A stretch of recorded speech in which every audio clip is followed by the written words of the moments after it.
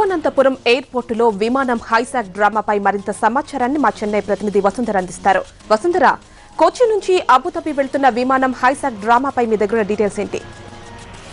Yamini, good afternoon. Actually సంఘటన కొంతవరకు ప్రయాణికులనే కాదు, ఎయిర్పోర్ట్ లో కూడా కొంత అయోమయాన్ని సృష్టించింది. ఏంటంటే యాక్చువల్ గా నిన్న రాత్రి 10:30కి దుబాయ్ అంటే అబు దుబాయ్ విమానం కొచ్చి నుంచి త్రివేంద్రం వచ్చింది మార్నింగ్.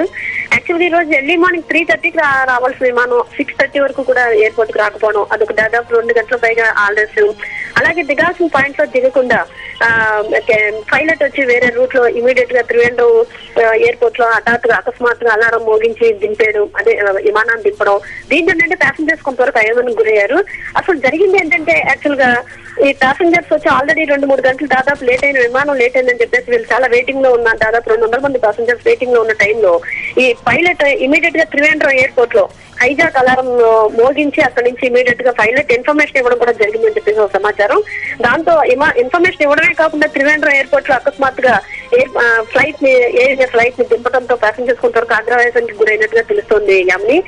అయితే ఏంటంటే యాక్చువల్ గా వాళ్ళందరూ కూడా ప్యాసింజర్స్ కాక్పిట్ లోకి వచ్చినట్టుగా కొంత సమాచారం. అయితే ఇప్పుడే ఒక ప్యాసింజర్ శివన్ అనే ఒక ఆయన మాట్లాడిన మేరకు ఏంటంటే యాక్చువల్ గా ప్యాసింజర్స్ ఎవరు కాక్పిట్ లోకి వెళ్ళలేదు, జస్ట్ పైలట్ చేస్తున్న డ్రామా ఇదని చెప్పేసి ఆ ప్యాసింజర్ కొంత ఆగ్రహానికి గురైనట్టుగా సమాచారం. అయితే ఆమెనే యాక్చువల్ గా ఏంటంటే ఇది ఒక ఎయిర్పోర్ట్ లోనే ఒక హైజాక్ జరిగితే ఎటువంటి జాగ్రత్తలు తీసుకోవాలి, దీని మీద ఒక డ్రామా అని చెప్పి ఒకవైపు అంశం అయితే, మరో పక్కన అంశం ఏంటంటే పైలట్ ఇమీడియట్ గా ఏం చేయాలో తోచక హైజాక్ అలారం మోగించి పానిక్ లో బటన్ నొక్కాడు. ఇమీడియట్ గా ఎయిర్పోర్ట్ లో అలారం మోగింది, దాంతో ఇమీడియట్ గా విమానాన్ని దింపాడు అని చెప్పేసి మరో అంశం.